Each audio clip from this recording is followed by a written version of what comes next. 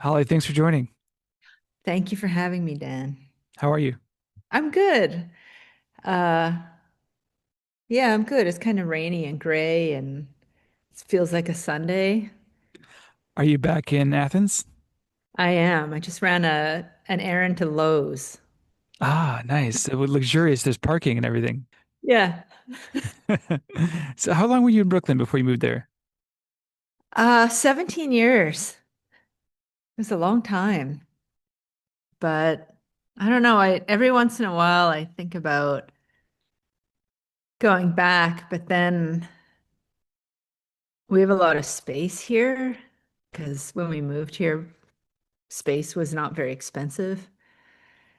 I don't know, it'd be hard to I don't know. It's like, do you want art and the Met or do you want to have square footage? It sounds like an easy decision, but it kind of isn't. No, it's tough. And there's the things that you can't really quantify. Those experiences going to the Met and going to galleries and seeing and just being here and tapping into the creative energy of New York. There's so many amenities. Yeah, it's amazing. I feel like when I visit, I'm just like trying to inhale as much as I possibly can to take back to the space. It seems like you get out here pretty often. I try to I try to. Sometimes I kind of burrow in, but I try to get there every couple of months. So when you come, are you like checking out all the gallery shows, museums? What do you do when you get here? Yeah, it's a marathon when I get there because I feel like I don't want to miss a single thing. But I always miss something because there's so much. But I'm just like hustling around, eating to go tacos or pizza, and it's really fun. Even if you lived here, though, you'd miss stuff. Yeah, when I live there, you get tired too. So when you visit, it's kind of nice because you're sort of buoyed by the energy of the city that's new. Right, you're coming in fresh. Yeah. What did you see the last time you were here? Um, oh gosh, Dan, the memory is not what it used to be. I saw some great shows in Chelsea and Tribeca. I managed to see Mariah Robertson's show, which opened the same night as mine, but it was across the street, so I was able to duck in quickly. That was great. I love Mariah's work. I saw Kurt Cowper right before it came down. Oh my God, I feel so like I'm gonna like miss some stuff. Oh, I saw at Matthew Mark's oh my gosh, the small sculptures. It wasn't Ron Nagel, was it? Yes, Ron Ron Nagel. Nagel. Yeah. Oh, Yeah, those that's were a so beautiful great. show. Oh man, Yeah, I love those. gosh. Yeah, that was really something. It's all gonna come back to me as soon as I leave this call, but I felt like just I would just walk into places and be like, "Oh my God, this is so great," and the thing that's really feeds me is the seriousness of it all. Like this is serious, and people are really trying to communicate something that is difficult to put into words, and it just I don't know. It just feeds your soul. It's like, yeah, this should be serious, because sometimes when you're away, you feel like, what do what do I do exactly? Like, what am I doing here? Like, putting yellow down right now. I don't know. You can sometimes convince yourself. Not all the time, but sometimes you can feel like it's silly because it isn't as uh there's not as much cultural investment. Sorry, I'm rambling, No, but no, please continue. yeah, and then you go to New York and there's so much support and there's so much um time and brain power put into this endeavor that you realize, oh yeah, no, it is important. It is important to tap into this stuff and to communicate it. and to see other people tapping into their thing and communicating. It's so important. It's like it's fundamental to being a human. And I don't know. It's kind of I love visiting. It's really difficult to articulate why it's so important to do what we're doing and what so many people are doing and how lucky we are to be doing it. I mean, for one thing, New York is such a unique place in that it can support so many artists and it is that serious, but it should be that serious because it is something that is very important in the culture. Yeah. Yeah, it's good. It's just you're like around, you're in that soup and it just I don't know. Everybody says it, but there's no place like New York. It is true. It is true. It can be a tough place though, just on a physical level, a material level, psychologically, because there's so much, it's so intense. And I mean, consciousness, I keep saying this over and over on this podcast and everywhere else. People are probably sick of me saying it, that consciousness is so permeable, but it does, you tap into the consciousness that's around you. Um, Yeah. so wherever you are, you have to be aware that those qualities of the people and play in the culture of the place you're in you'll absorb it. Yeah.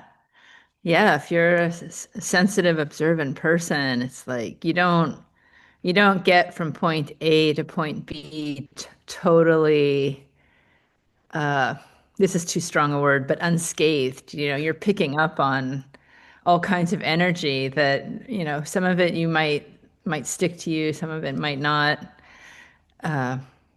But yeah, you gotta go. I mean, it's like you gotta go with the flow. Otherwise, yeah. I kind of burnt out there, and which is why it's so nice to go back because I come in sort of a clean slate, and I think you see a lot of artists moving, not a lot, but some artists moving out of the city, and yeah, sometimes it just gets to be a lot. I think it takes a certain fortitude to stay.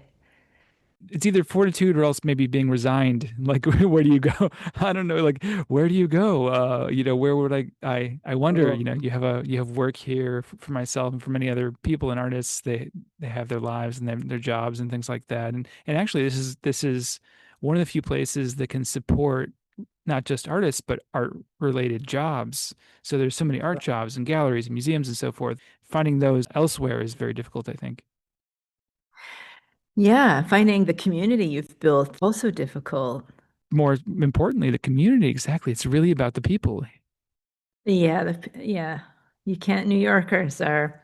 I feel so excited because there's this um, man who works at the grocery store here, and he's from Bensonhurst. Wonderful New York accent. And I always try to get in his line because I'm like, oh, I gotta talk to Dom, I gotta feel the Is he Italian? He's Italian and he's so great and he's so funny and he's just I don't know. He like makes himself vulnerable even in the checkout, which is something New Yorkers do that people I don't feel like that's too common in the rest. But yeah, he's great. Yeah, actually, the other night I made a new friend at a gallery opening, and he was already telling me about that his relationship with his wife wasn't going very well, and within the first like 5 minutes, and it wasn't weird, but I think in another place it might be. Yeah, in other places they would run away or avoid you in the future. Yeah, but we texted. Now we're friends, and we're gonna go see. We're gonna go to a show at. He's a musician, and he was telling me they do Vespers at the Cathedral St. John the Divine, which is. Oh, Do you know? What? no, but I heard you mention it. You were talking about the Brahms Requiem, which I promptly turned on after I heard you Oh, discuss. amazing! That's my knowledge of it is from your podcast. That was just. I was just. You're transported. I really. I wasn't familiar with that piece actually. My friend, a different friend, musician, he was like in tears the whole time, and I'm like, what is he? What's he hearing there? What's going on? He really, but he did. I saw the Messiah, Handel's Messiah with him at Trinity, and he was also he's just very affected by it. He feels it very strongly. But the other the new friend that I met said that they do Vespers at the same church, Cathedral of St. John the Divine, which apparently is the biggest cathedral, one of the biggest in the world, but maybe by square footage, it's they say on their website it's the biggest. It's astounding. And that's another thing. Being here, you can just go to something, a place like that, and you're just blown away. You go to the cloisters, all the museums, just the cultural, the richness. Yeah, you're not going to get that anywhere else. How did you come to move to Athens, Georgia? Um, my husband's family is in Atlanta, and we would come visit and we would drive over here. There's a university here, University of Georgia, where he did his undergrad, and so we would just come over here and putter around. And one time we came and we saw this empty warehouse, and it was not very much money. And Is that I where mean, you are right now? that's where I am. Yeah, It's huge. it's big. The floor needed to be poured. There was no electricity, no plumbing. But it was really inexpensive. And it was sort of one of those moments where we thought this opportunity might not come around again. And so we just jumped on it. It's kind of a cool college town, right? Like there's some stuff going on. Yeah, I think people compare it to Austin a little bit, but maybe not as like Austin Light, I guess. But yeah, it's got some stuff. Speaking of music, they do have a great performing arts center here with like really fantastic musicians, and it's a small auditorium, and that's been a real highlight of being here. 'Cause it's not expensive either, That's because it's great. supported by the university. That's great. And there's parking, I'm sure. Oh yeah, there's parking, there's like decaf at intermission Oh, lovely. or whatever. Yeah, it's nice. Yeah, I love a decaf. me too. Yeah, the best. So Yeah. I had some friends from Athens, Georgia. When I went to undergrad, I went to undergrad in Bloomington, Indiana, and there was a lot of, it seemed like there was a pretty strong music scene, like indie scene. Oh yeah, yeah, of course. I should have mentioned that too. I love classical music Same. and starting to really get into jazz, although I know a lot less about I don't know a lot about classical music. I just love it. It just hits. But yeah, there is a whole mu other like alternative music scene here that What a lot of classical do you like? well, I mean, this just sounds very cliche, but if I had to pick one, I might go with Beethoven. Same. Really? Yeah. Yeah, Yeah, definitely. I'll sound like an idiot to people who know about music, but I just feel, and maybe this is just so obvious, but I feel like every note carries meaning and weight. And I don't know, like everyone that comes along, you're like, oh, geez, look at that. Like that's the one, I don't know. What do you, how would you? Perfection. I agree. It's perfect. And it's so, I was talking to another a painter, Donna Nelson, about this. We were talking, but we were extolling the virtues of Beethoven as well. We reflected that it seems so fresh. It doesn't seem dated at all. It could have been made yesterday. It's so alive still. Yeah. Yeah, it's kind of crazy. I don't really understand. I mean, I'm not a musician, so I don't understand anything about music, but I really don't understand how he made that music. Yeah, I have no idea. He's channeled something. There's channeling happening. I don't know. I don't I know. think for sure. I mean, if we could resuscitate him and ask, he might say, obviously, but It just comes out. Yeah. Do you listen to it I while you sort paint? of, I do sometimes. But lately I haven't been putting on music, but I should get back to it. I started the Donna Nelson interview, and now that I know you're talking about painting, I mean, of course I was going to finish it, but because I love her work, but I now that I know there's Beethoven content, I'm going in. Definitely towards the end. Towards the end, it's sweet. Yeah, yeah. We talk about. I mean, it's just, and she's a lover of classical music, and it kind of reflects, I think, in her work. It's all really connected. You want to tap into those systems, I guess, as a painter. maybe you could walk us through the process of making one of your paintings. How do you start? Uh, I start with the drawings always. And, they're sort of very simple. I get some gridded, I love a gridded sketchbook because I'm not, some people have that gift where they sit down and they make a drawing and it looks like the thing they're drawing right away. I don't have that kind of hand-eye reality relationship. Um, Very envious of it. But I need the grid to kind of keep me somewhat on track. Uh, and I like to do very quick, like sit down and do like a bunch of drawings in a row because then I stop thinking about it. And it's always good because I mean, I say it's good because I'll finish a group of drawings and I'll be like, these are terrible. Like I can't believe I made these drawings. And then I'll go back to them and there's usually something in them. There's usually something that's coming out in that process. But I like to sort of turn off, if I can make them quickly and turn off the brain a little bit and just sort of get into a rhythm. And then I'll go back and I'll choose. I don't even know if I have any. Oh, some of these are terrible. But like I think this got turned into a paint. They're just like, You have a very basic outline of some shapes. And are these just from imagination? yeah, these are Yeah, just cool. from Yeah, so you don't imagination. work from life or anything or any reference. No, I think that would be an interesting thing to do, though.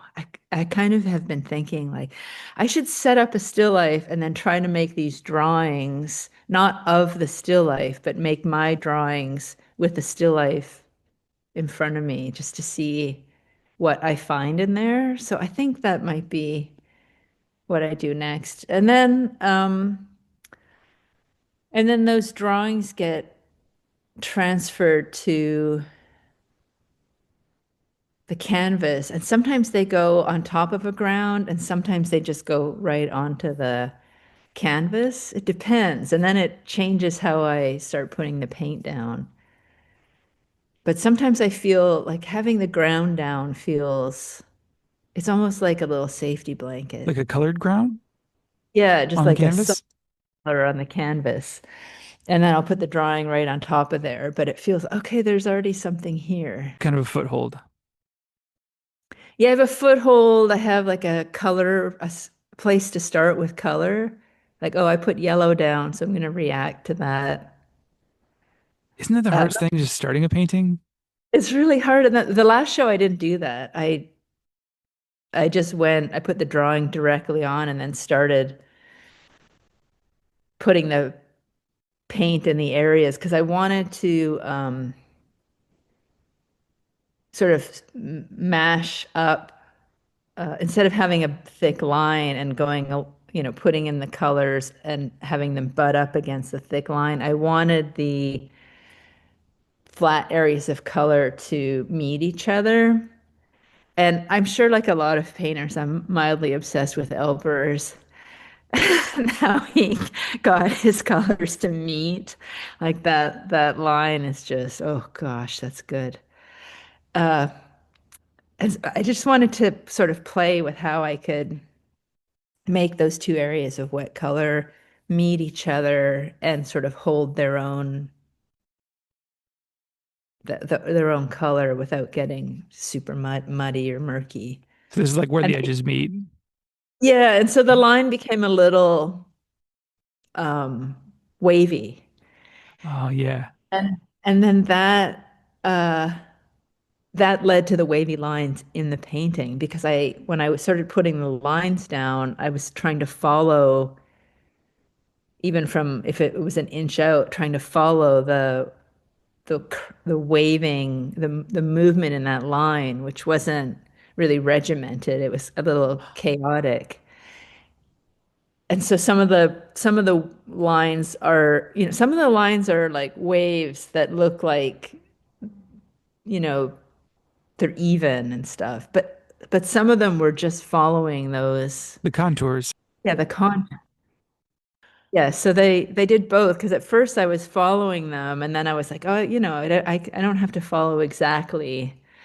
And then that was fun. But if I was feeling like I needed a little handrail, I would follow the contours. So that decision sort of dictated a lot of the rest of the paintings. There's something extremely satisfying about that quality of your work. And I think you just nailed down what it is for me that I personally find very compelling is that there is like when you follow the contours, you see that in paintings historically somewhat, but I really think about the way in which cave paintings did that. You can see like they made a shape or they traced a shape like a hand or something, and then like maybe they do some contour lines around it. And there's something really, I don't want to say primal, but like essential quality of painting. It really like strikes a chord in that way. Yeah. And I always wonder, like, is that seeing? Like, sometimes I feel like I see lines around things, and other times I think, well, the essential thing is drawing. Like, as humans, we want to draw, we want to recreate the form. But then I also think, like, maybe it's just there. Maybe there is kind of a line around stuff. I don't know. Does that make any sense? Or like a field or something like that. Yeah, because if like if I have this black pen and I hold it up against the wall, there's definitely an edge. So I guess that edge is kind of the line. But I mean, even more than that, like if you stare at something for a long time, it probably starts to like the color. There's probably some weird color magic where it starts to get like a, quote, aura around it or something. Or it's kind of blurry too if you're not focusing on it directly, right? Like in your peripheral vision, there is kind of a line, an edge, and an aura, or maybe that sort of hints at the way that we perceive things, how much of perception is actual perception, how much is what you think you should be seeing. Right. Right. Which is why those painters and people who can like really draw well, like, draw what they see or paint. Uh, I mean, it sounds cheap to say make it look real, but because of course I don't feel that way about those paintings at all. There's super painterly, but that's a crazy gift, I think. Oh yeah, Rest of yeah. us trying to cobble it together. I'm really impressed with somebody more increasingly, somebody like Monet, who seemed to paint air or something like the Oh atmosphere. my How do you do gosh. that? Yes. Yes. The last time I saw a bunch of Monet paintings, my mind was a little bit blown because I don't know if this happened with you, but I suspect when a lot of painters are younger and you see Monet on like,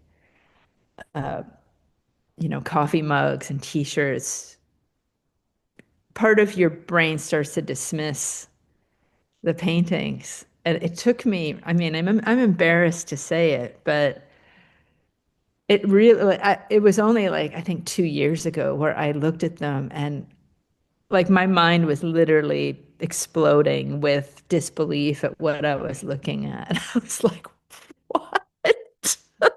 Me too. What I had the is same this? thing. I had a similar thing. It was only recently where I really understood. Oh, yes, yes, that is completely special. That is just astounding. What are you even looking at, and how would you even go about doing that? I think that's similar to Beethoven, right? In the way that you're like, where's that coming from? Right. Like, how do you know? Yeah. Being channeled or something. When you go to the museum now, if you were going to go to the Met today, what are some of your top hits? Um,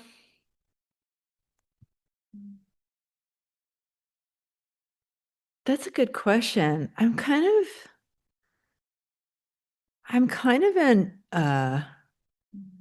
at a museum, I'm sort of like I like to look at everything.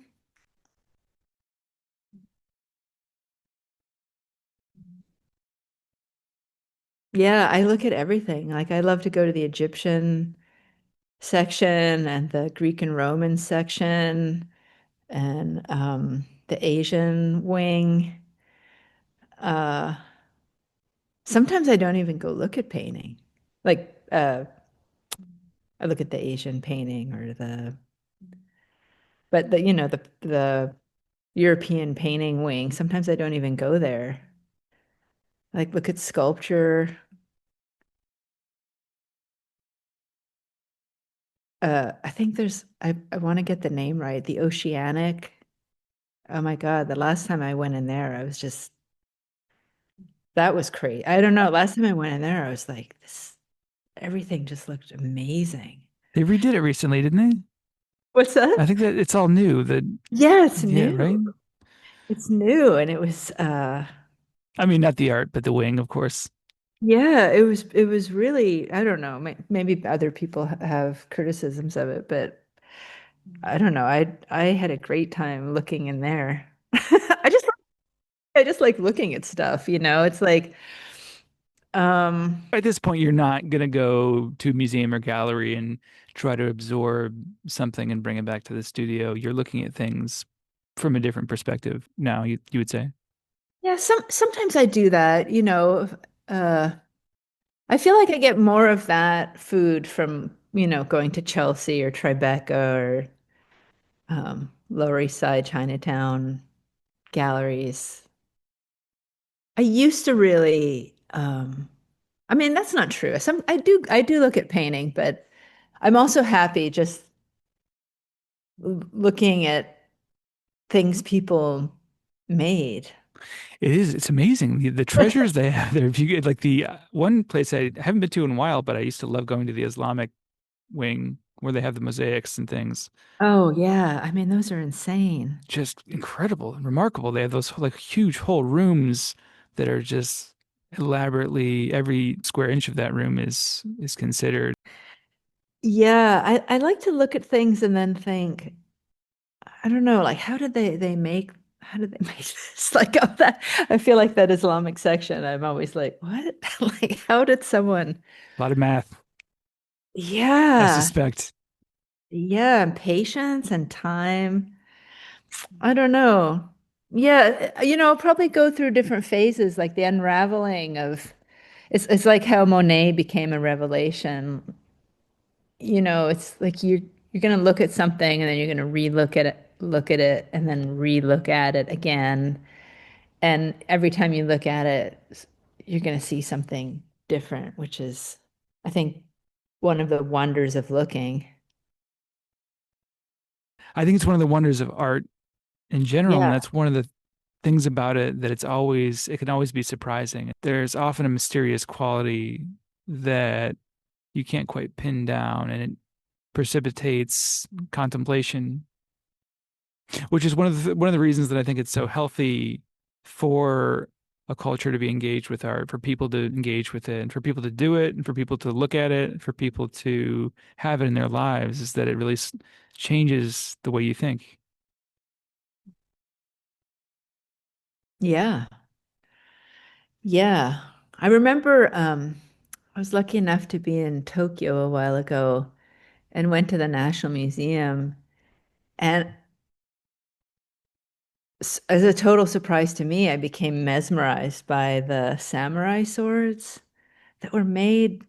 God, I'll get my dates wrong, but I'm thinking like 11th century, like really a long time ago. And it's just, you know, perfect arc. I mean, it just blew my mind. Like, wait a minute. Like, you could have made a sword. You know, what are swords for? They're for not, you know, they're for self-defense or for, you know, Some other kind of terrible. violence. Yeah, for violence.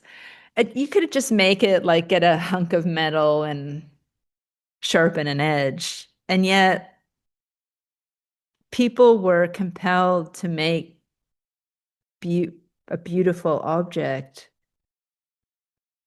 Well, you know, like what is that? I know, sorry, we're getting into some weird thing, No, but no, I think we should what is talk of this? this. It's good. What is this? compulsion in humans to try to create this beauty. I mean, in that case, like truly sublime beauty, like in the true sense of the word, it's terrifying and also otherworldly and uh Yeah, why do it? yeah. Why make art? I think we should ask those questions. And I've been reading this book on Northern Renaissance art by Susie Nash, and I really wish I took this sort of pilgrimage to Brussels and I went to Bruges and Ghent to see these Northern masterpieces by Van Eyck and Memling and so forth. I wish I would have read this book beforehand because it really shines a light on the context in which it was made. And it's fascinating. Often people will say, oh, they didn't understand perspective, but that wasn't true at all. They could clearly, like, look at the painting. Like Yeah. if they wanted to do that, they could do a later Renaissance, anything they wanted to do. It was really about telling a story and a narrative and fitting all this content, this information into a certain space, and it was a different objective. So you really get a sense that the worldview, the context in which it was made was different, but the impetus to make beautiful objects has always been there. And why is that? Why do these dukes and why do these kings commission these incredibly expensive, exquisite works of art throughout history? Why are we still interested now? Right. And what is being channeled? Yeah, this idea, it's so condescending of us. Like, oh well, they didn't their eyes weren't working properly, and so they couldn't understand perspective. Like, well, I don't know. Yeah. That makes sense, unless their eyes have evolved in What do some you way mean? that Yeah, I don't what do know you mean about. they don't understand? What? Yeah, like I don't know. It's Oh, then all of a sudden, a century later, and then it's the Italian Renaissance. Then they learn how to paint perspective, but that's what people think. But actually, what happened was that the history was written by the Italian Renaissance artists and people then, like Vasari. The problem was in the Northern Renaissance, in like Van Eyck and those that time period, and they didn't write about art in the way that the Italians did. And also, there was a lot of wars. And one thing that really shocked me in this book was that a piece on par with the Ghent altarpiece by van der Weyden was destroyed in some ridiculous war in the 17th century in the Brussels town hall. We're seeing just a tiny fraction of what was made. Most of it's destroyed. There was this wave of iconoclasm happening. One contemporary report stated that the bonfires of all the burning art could be seen for 10 miles away. oh God. What does survive, basically, I think, is miraculous. But then later there was less dramatic. They just threw stuff away because it was out of fashion. So things come and go, and things are less popular for whatever reason. And in our lifetimes, we've seen it's interesting watching these waves of interest come and go. Yeah, it always sort of cycles through abstraction and figuration, and then different types of abstraction, different types of figuration. Yeah, I was just thinking, like, oh God, if any of my work ever survived and anyone ever looked at it, they'd be like, yeah, she didn't really understand perspective, this one. Oh, look at her. She Yeah. just didn't Hmm. get it. Yeah, like 300 years. Um, your work is so satisfying to look at. Before I forget to mention, you have a show right now at Klaus Gallery in Tribeca.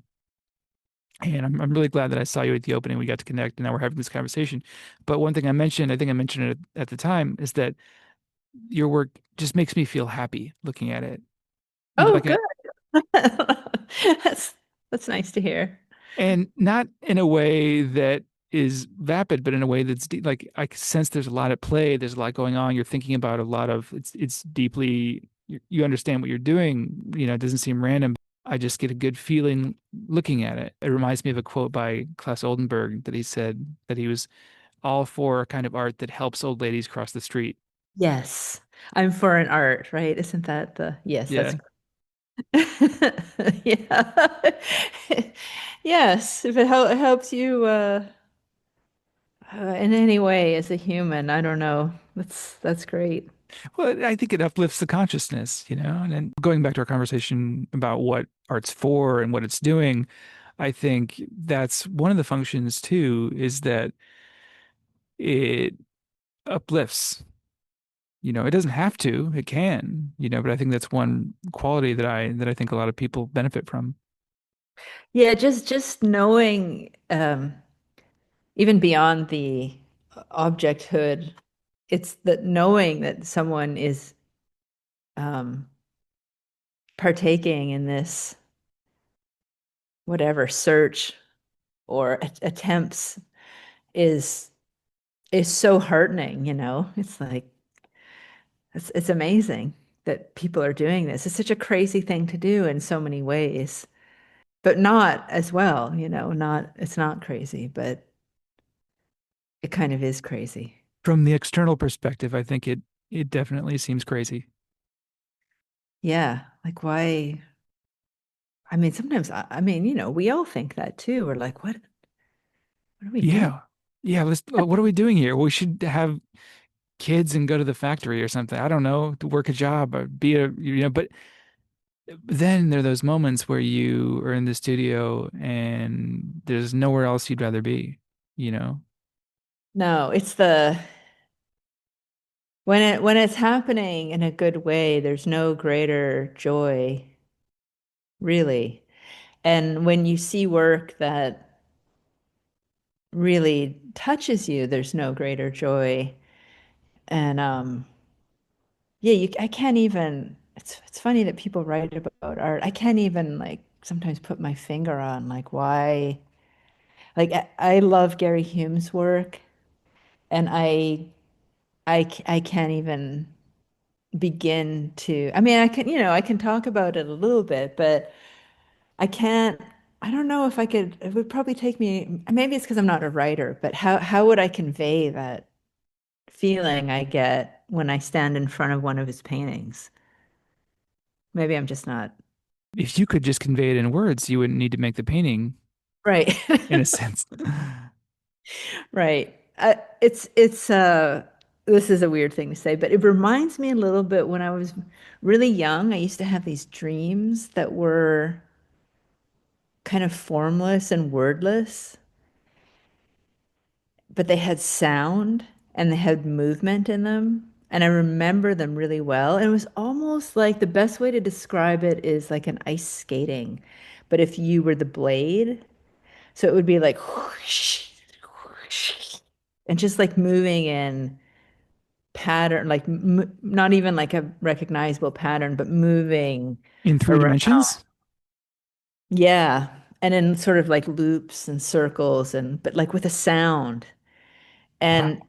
the dreams, the feeling in the dream would be slightly disturbing but very satisfying. It's, and it's weird then to like have a feeling like that is born from I don't even know what in front of a painting. You know what I mean? Like that wordless world that we can sometimes tap into Are you kind of disembodied? in the dreams. Yeah, or in front of the painting, either. Oh, in front of the painting. Maybe, yeah.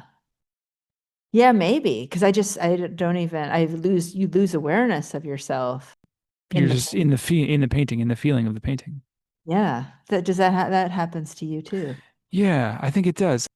It seems to me like there's a letting go that's necessary to really, really get absorbed in a piece of art. You just made me think of like the museum walk, you know, and feel like everybody does it. Like when you walk from painting to painting, I feel like people become very conscious of themselves. And I've always been like, what is that museum walk? And I do it too.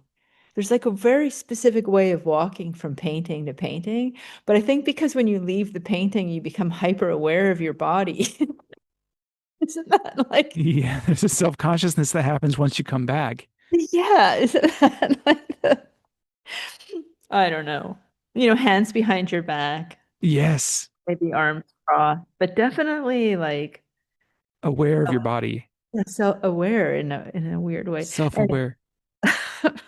weird tangent, but The experience of being an artist, looking at art and making art, there's something deeper. I feel like we're also like we're kind of talking around it. You can't really say what it is. You can't really articulate it just in the same way you can't articulate what happens, what the feeling of being in a painting is, or really engaging with a painting.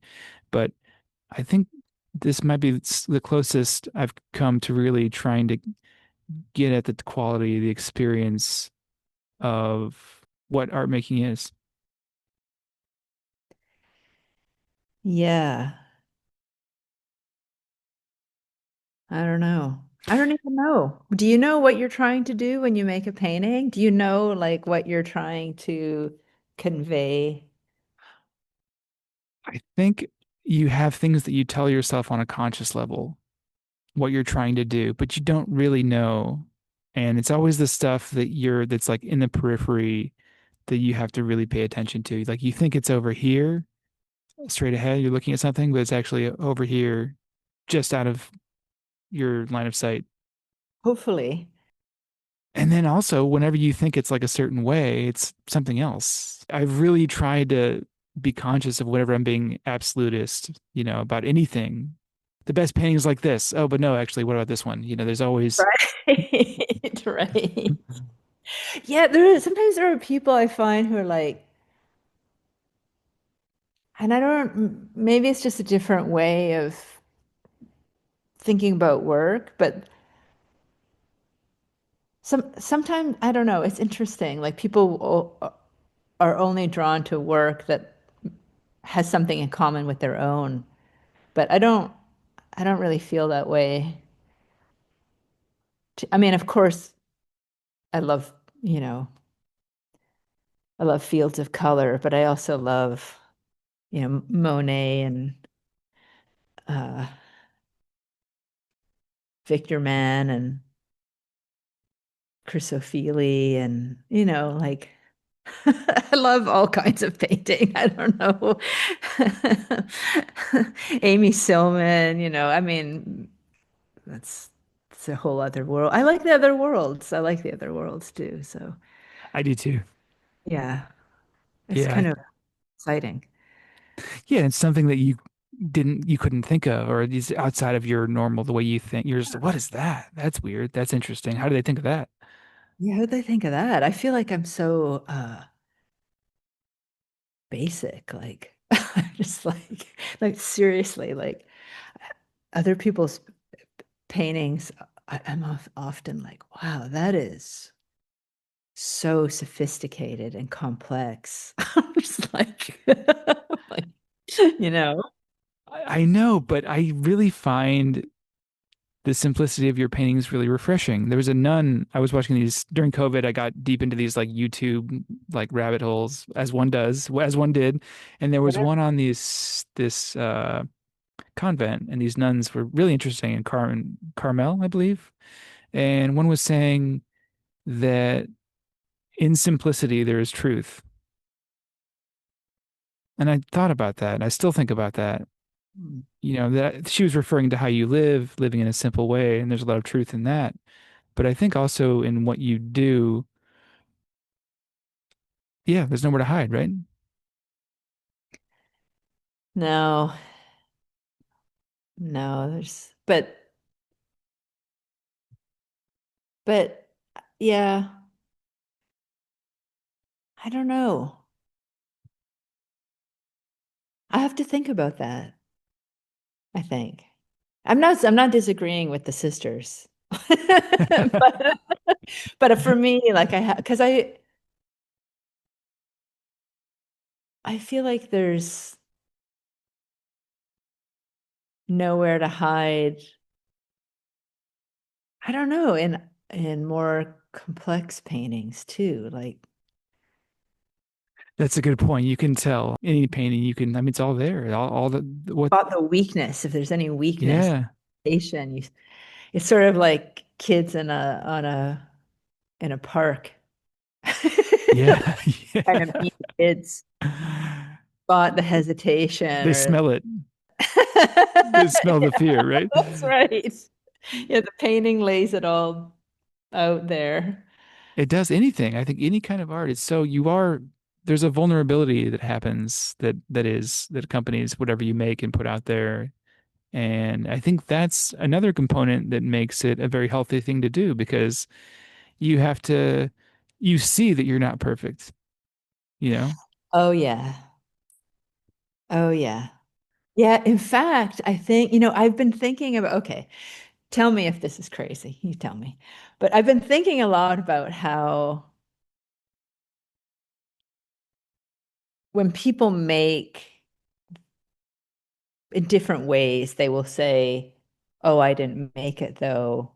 I had a muse, or it was a spirit moved me, or it was, pick a god."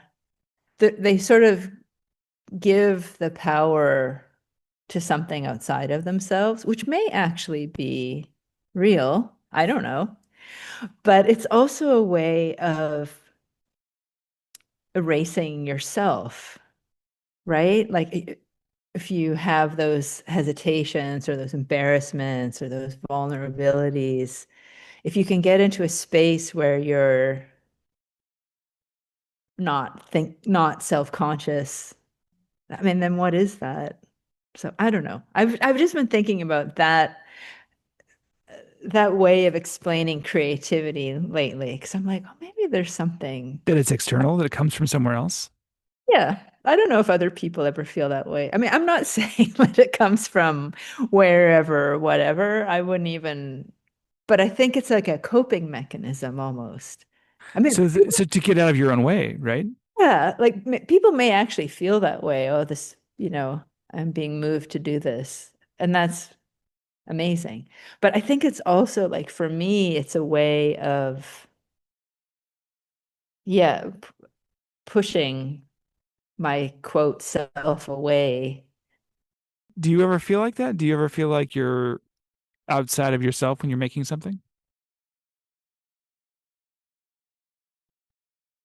So, sometimes yes, sometimes no. It's like the zone or whatever. You're in The the flow zone. state. The flow state. That's the new hip That's term. the hip But term. Yeah. Yeah. yeah. Yeah, when you're in the flow state, then you're kind of on autopilot, which means you're not conscious of your thoughts or your decisions. It's just happening. So I don't know. Maybe that's the same thing. I'm just babbling. Do you find that it's a way for people not to take responsibility of what they've done, or do you see it as favor as a good thing or a bad thing, or Oh, not necessarily neither or neither? I think it could be, I think it's good because I think like myself, I think all art, maybe I won't speak for all artists. Some artists, when they see their line or way of drawing, you get filled with this sense of horror, like, oh, my own handwriting, I can't stand it. Um, and or like the way you might draw something or paint something, it might feel you, it's a reflection, it's a mirror. And so at times it might feel you don't want to look at that, or it's unpleasant, or you feel embarrassed, or I don't even know what the words are. And so removing yourself from that gives you a type of freedom, maybe. So let me hear about a day in the life. Oh gosh, it's so boring. Uh, I wake up, I feed my cats and make coffee, and then I have a little crew of feral cats that I take care of every morning. So as soon as the indoor cats are fed, I hop a fence and feed the 14 feral cats and put water out for them. And sometimes they come say hi, and sometimes they act utterly terrified of me, even though I've been feeding them for so long. Um, and that's a really wonderful part of my day because I do get to see them and look into their eyes and sort of feel their energy, and they're wild. They're wild. And so I get to interact with these, you could say maybe they're semi-feral because I feed them, but they don't let me touch them, or I don't try to touch them, and they don't come in the house. But when you look into their eyes, you're like, wow, that is incredible in there. What that The wildness. Yeah, it's really beautiful. So that's a great part of my day. And then I started going to the gym because, I'm getting older and I should probably start going to the gym and lifting weights.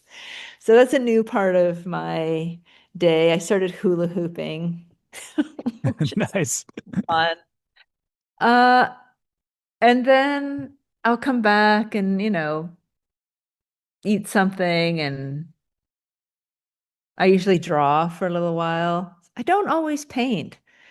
Sometimes I mean, not oil on canvas. Sometimes I have these paint markers that I bought on Amazon. They're called Artistro.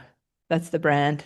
But they're sort of like they have this painterly paint quality to them. And so I just will sketch with those and play around with color. Um, or I might work on a gouache. Uh, Do the gouaches become studies for oil paintings, or they're their own some- thing? sometimes. Sometimes they become studies for oil paintings, and sometimes they're their own thing. I tried watercolors for a while, but I don't think I had the right kind of watercolor, or maybe I'm just not adept at using watercolors in the way that I want to.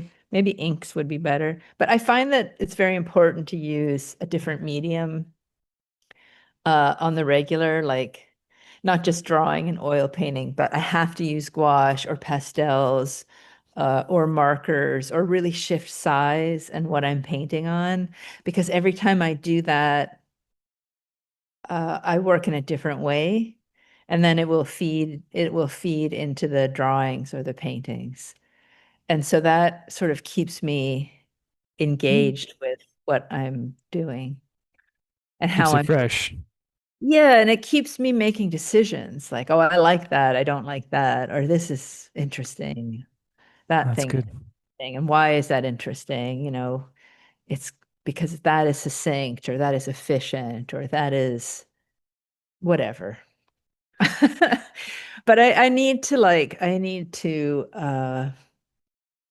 I think some people experiment on the canvas, and I do a little bit, of course. That happens as I make the painting, but a lot of it has to happen like I feel like I need to have a sense of things from other mediums before I start a body of work. There has to be something I'm excited about. Before you make a whole bunch of oil paintings, you want to have at least an idea of how they're going to look. Yeah, or some element of them, or some new uh way of putting paint down, or a new shape, or a new way of constructing the puzzle. Do you think about like the show as a whole a lot? Yes. Yeah. Yeah. Yes, always. Yeah. Yeah. So Yeah. there's maybe some moves that you're like, okay, this show is going to have these things that I'm going to bring Yeah. from the gouaches or from using these markers, and then bring that into. Because I want it to be a little exploration for me. I don't know, it might not come across, but um, it needs to feel like an exploration for me. I need to feel like I am uncovering something for myself, because otherwise then I feel like I'm producing, and I don't want to feel that way. It seems to be the act of discovery is very important for most artists that I talk to. Yeah, of course. Yeah, of course. I think that's the whole game. And you have your parameters, and then within those you have to you have to keep yourself interested. Otherwise, you're not going to keep doing it. So, are ways that you keep yourself interested by changing the medium, by finding new moves, new marks, new shapes, new colors? Yeah, making a lot of like something will come out in a drawing, or something will come out in a gouache, or like I don't even know if it's here. I made this little uh marker drawing the other day. Oh, I don't even know oh, here it is. It's buried under some books, and it's getting all dinged up. It's like doesn't look like Oh, much. cool. There are there's some things in here that I'm like, oh, that's because there's less, it's a small piece of paper and some markers. And so there's a different way of playing. It's different material, um, different stakes. So Did you yeah, feel like you could be a little more free because there's less at stake in some ways? or take different risks, Yeah. you know? Not that there are no risks in the paintings, but there's just different risks when it's, and if I do something that I think is terrible on the piece of paper, like, oh, I've ruined it now. I'm just like, yeah, I'll just keep going, like whereas on a painting, you might take it out, you might remove it, or, really fret about how to balance that unintentional move, how to make it feel right. I don't know. There's like just a different mindset for me anyway. I could really feel the way in which these sort of little discoveries and this experimentation really propels you. Yeah, it's just little baby steps, I guess. It feels like all the time. Little steps in some direction, some unknown direction. I don't know. What's the saying about rivers starting with a few drops of water, right? Then before you know, it's a torrent. Yeah. Yeah, that's actually I don't have any mantras except I have a new one where I'm like everything takes 5 minutes is my new mantra. So if I'm feeling like I don't want to do some task in the house, I'm like, it takes 5 minutes. Now, the whole task might take longer than 5 minutes, but a section of the task will take 5 minutes. So I'm like, well, just 5 minutes. It's 5 minutes. And then you get started, and then it's, making a drawing. It's 5 minutes. It's actually less than 5 minutes, but it's sort of my thing because it takes away the weight of time. Yeah, just do a little something. Just a few minutes. Just get started. And then before you know it, you're in it. You're going. Yeah. I wanted to ask you about 106 Green. Oh, right. So you started that with Ridley and Mitchell. Mitchell Wright and Ridley Howard. Ridley Howard is your husband. He's also a painter. We should mention Ridley. I think I met you through Ridley through Leah Guadagnoli Oh, years and years ago. I was in grad school when she was an undergrad, and then she brought me to the city. And I think the first show I saw in the city was at 106 Green. This is back in yeah. like 2012 or something. Yeah, that makes sense. That was an awesome spot. It was really fun. Mitchell had this space that he wasn't using where he lived. He had kind of like he's been there forever. So he had this old uh, Greenpoint loft and he had this room that he didn't really need. It could, I think it was meant to be a living room, but he didn't really use it that way. And he wanted to turn it into a gallery. And then he asked Ridley and I if we wanted to partner up with him. And yeah, it was so fun. And I feel like with the three of us, it was a really nice balance of personalities and interests. And I feel like everybody brought something good to the table and we all had different strengths. It was really fun. And we started it in 2009, right after there was like an economic, Oh, the housing crash? yeah. Yeah. And the first show was called After the Gold Rush. Um, Mitchell and I are big Neil Young fans, but no one's as big a fan as Mitchell. So, and we had Tom Sanford. I actually have the painting in the next room, but he painted like the painting for the show with after the gold rush in it and all the artist names. We wanted to create a space that would be more like that would be community based and give people, we knew so many artists who at the time weren't showing, and we were like, let's show all these people that we happen to know that, we think make great work and that's what it was, and it was really fun. A lot of people who are known now got their start there. Loie Hollowell, right? Showed there for the first time. Yeah, we showed Louis Hollowell and a bunch of people. Julie Curtis. Curtis. I mean, All kinds of great artists, and many of yeah, I don't want to start listing because then I'm worried I'll leave someone. I feel very proud of every show we had there, and it was really fun. It was really fun. And then eventually the landlord was like, "You can't have a commercial space in here," and that was that. well, it's good while it lasted. It Did was you good while it lasted. were you still running it while you were in Athens? Yeah, of course, Mitchell had taken over at that point. And we had John Lutz was with us for a while, but yeah, it got curtailed. But Ridley, it was sort of like Ridley or I would fly up for the openings and installation, and help out as much as we could. But I think it was time. I Yeah, think so. yeah, all good Yeah, things. yeah, things have their course. So it Everything was. does. Everything's living. I think that's the gallery, the space. What was happening there was a living thing. The human tendency is to want to hold on and try to preserve something, but art in general, the process is the living thing. A painting is a living thing, and I really realized that deeply seeing the Ghent altarpiece last summer. Oh, Have you seen that, the Van Eyck? oh It no, I is have not. just, if you're ever in Belgium, I think it was made for this cathedral. It's called St. Bavo's in Ghent. It's in the back of the church in its own room, and it's huge. It's massive. It's huge. It's like 10 panels, and they fold it out. You can watch them. You can watch it expand. Like it's on an electronic timer. So at the beginning of the day, it folds out.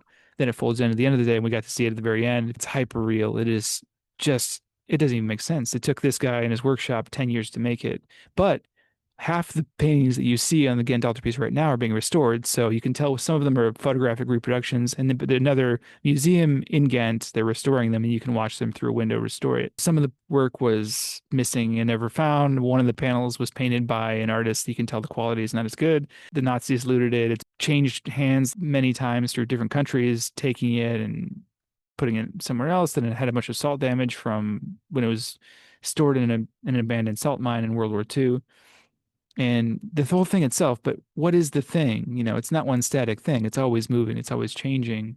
It's really a living thing. And so it changed the way I think about making paintings, what it's for, process versus product. And I wonder, how do you think about that process versus product?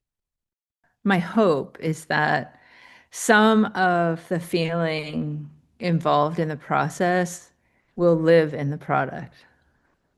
So those feelings of exploration or joy, for lack of a better word, or excitement, I don't want to like presume these are in the paintings, but you hope some of that might be conveyed, some element of being a human and undertaking a bizarre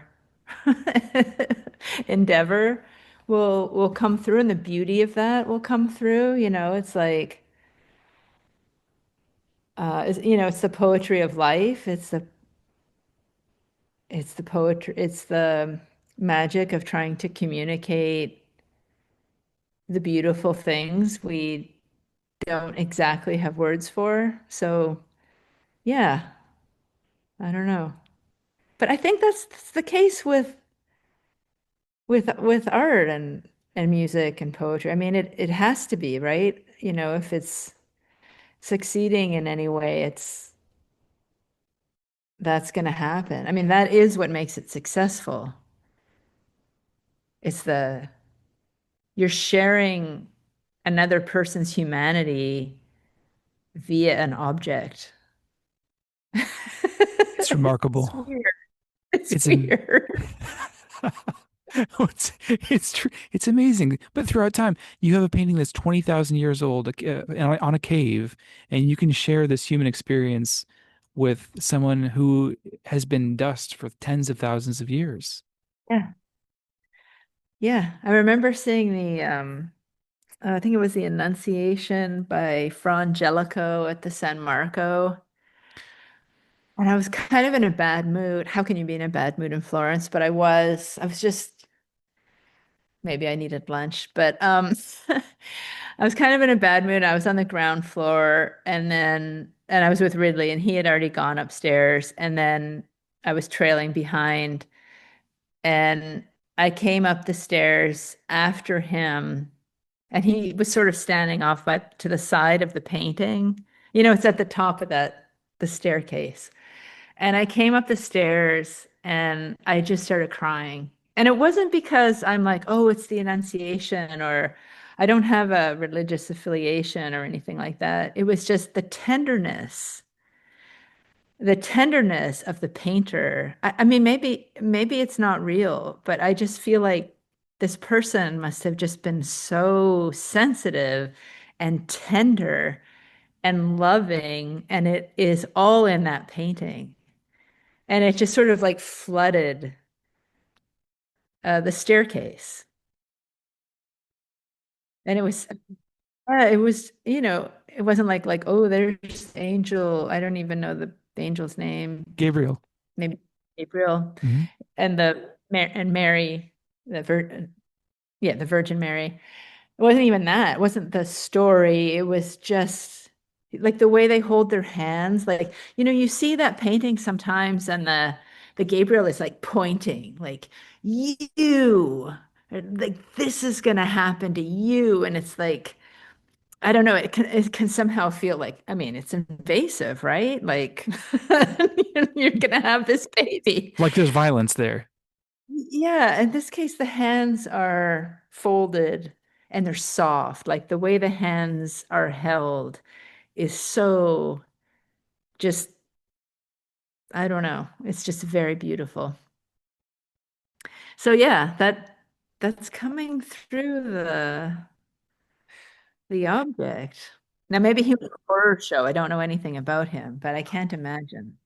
But the feeling is real. That feeling was embedded into those paintings and you absorb them 500 years later. Yeah. What is Yeah, that? That's magic.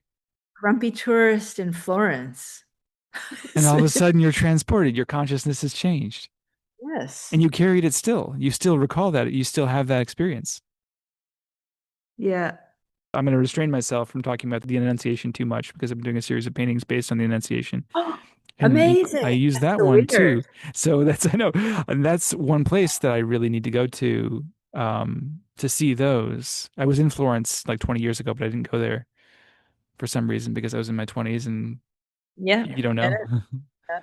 it? And I also need to go to the Prado because they have some amazing ones there.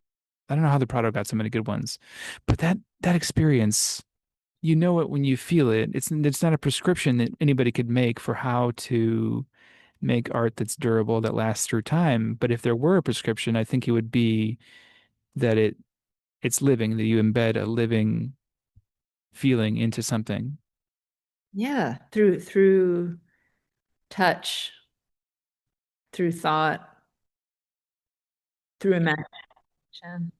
Yeah. through intention, Yeah, through intention. and that's Magic. everything. Magic. It is magic. It is. It's truly. Wow. I really appreciate this conversation. Thank Oh, you. me too. I hope it won't be too boring for your listener. Boring. No. If you've made it this far. They'll be duly rewarded. Yeah. One hopes, I hope. But this too, it's a living thing. I don't want to ever think about it this or making art or anything as a product. I think the culture is and I'm a part of the culture. I'm not saying that there's an otherness that I'm here and there everybody else is there or whatever.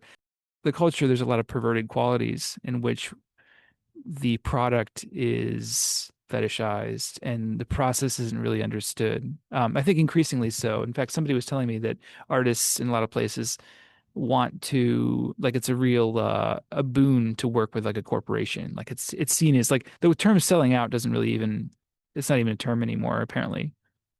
I'm sure No, among that's some from the people. What's that?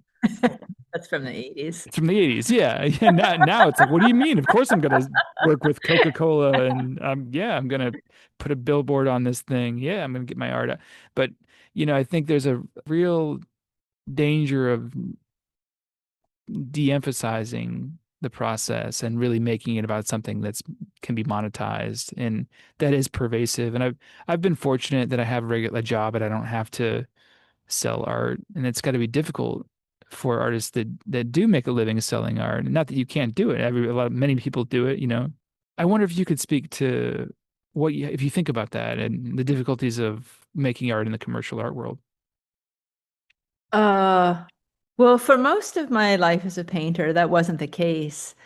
And certainly now the economy is, it's weird to talk about this, isn't it? But the economy is definitely, say, in flux, or a lot of, I'm not an economist, so I don't even want to talk about it. But it feels like maybe people don't really have a sense of stability in the world, I mean, you don't want to it's weird to talk about what's going on in the world with the economy.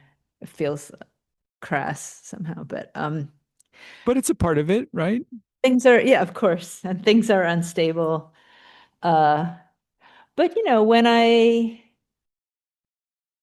if I'm able to spend more time painting, I feel very lucky. But for 10 years, I had a full-time job, and I had not much of a social life because the only time I could paint was from 6 until 10.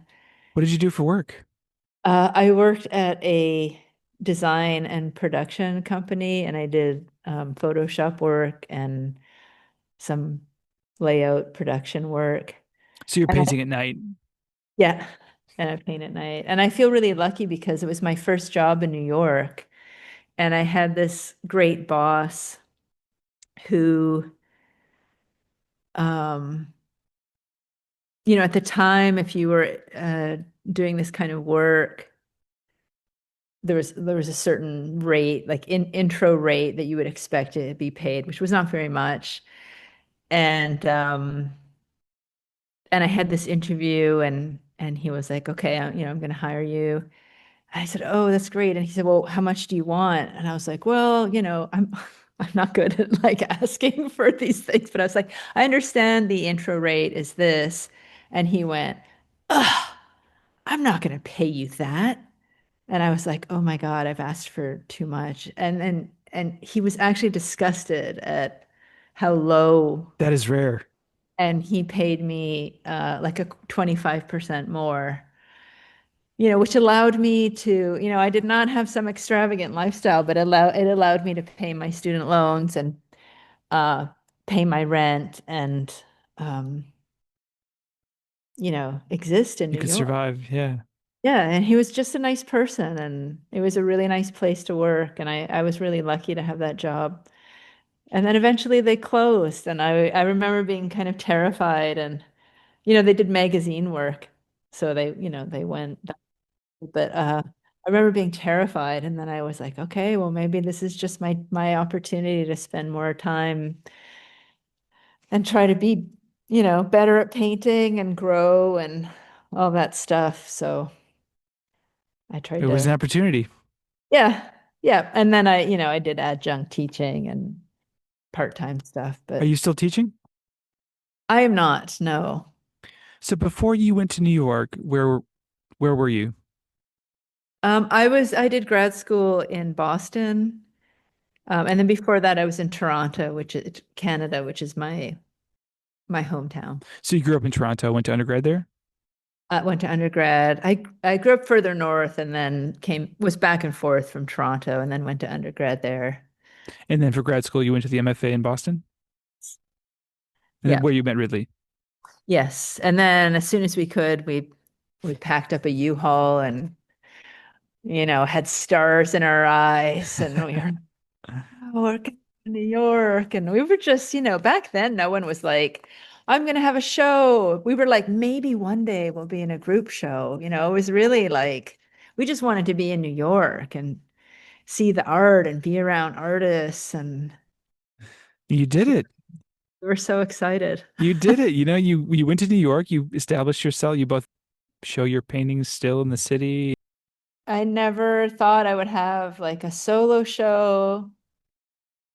And I sometimes I'm like, oh, it would be really cool to go back and say to that young person, like, you know. Just keep going. Just keep working hard. Just keep trying. Maybe you did. Maybe your consciousness reached back Maybe to your younger so. self, Could have been. It could have. implanted that into the mind, and then That's totally possible. But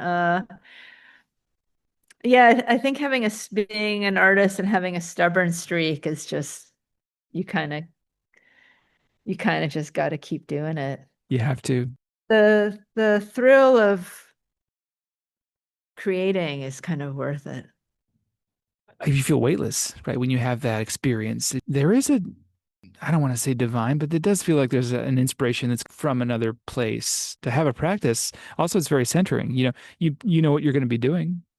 Yeah, we all have those moments where we're like, I mean, God, most of my time in New York, it was like, how are we going to pay the rent?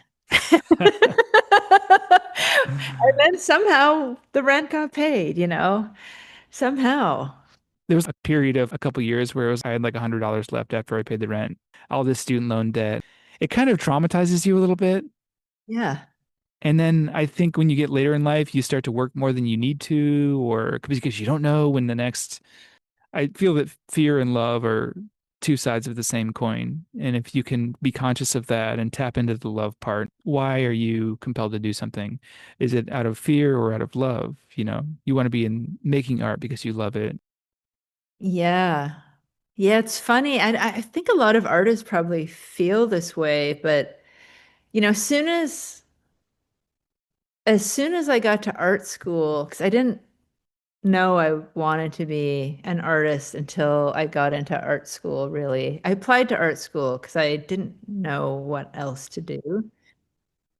Because I started in sciences and then I was like, I left, took a year off, and then I was like, well, maybe I'll try art school. Like that sounds cool. And so I made a bunch of drawings, and by the skin of my teeth, I got in to art school. But once I got a sort of taste of how art could make me feel, and the challenges of making art and making and what made one project more successful or less successful than another, or how it was working into like this puzzle of art. Like once you get a taste of that, it's like, I mean, I'm sure people in different fields, who have those passions feel the same way, but it's like it's really hard to not do it You have to. because it's so satisfying and it feeds you in a way that I don't know. It's true. And like nothing else can. And you become addicted in the best possible way. Yeah, yeah, it's just like I guess what I was trying to say is like the push pull. It's like you don't have a choice anymore.